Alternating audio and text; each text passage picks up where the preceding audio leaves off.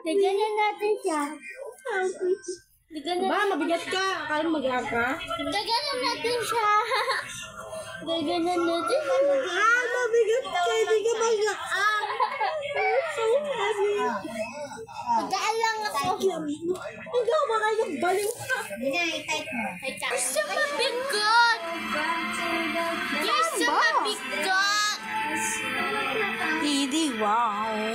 Hindi meow. Yon, habang tayo ay naghihintay ng asawa ko. Wait, kailan pa yan na? Meron ditong baliw na pangit. Anong challenge natin sa sarili natin? Ha? Paunahan magpapayat. Oh, anyong nga sa'yo.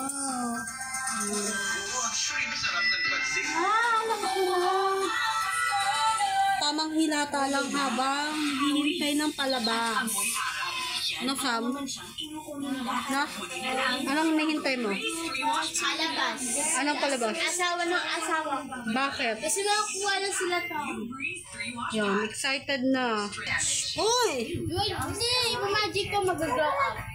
Magic. Glow up! Ayun, may nakita na naman si ate sa FB na pagkain. Yan o, yan siya. Gagawin sopas. Laki meat. Ay, try natin yan. Mukhang mura lang yan. Try natin pa din. Gagawin natin sopas. Pa may pera.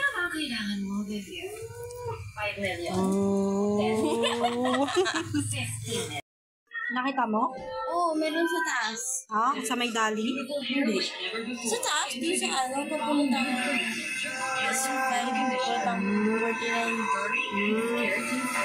Mahal na kasi nga yung mga chichiringa eh. 12 lang siya, 12 pesos. Para malaki na. 10 pesos na lang dati yun. Yung long shot na malaki? 10 pesos lang dati yun. Ang ganda na ganitong cortino. Pang mayaman. Ang mayaman. Pang mayaman, may butas na.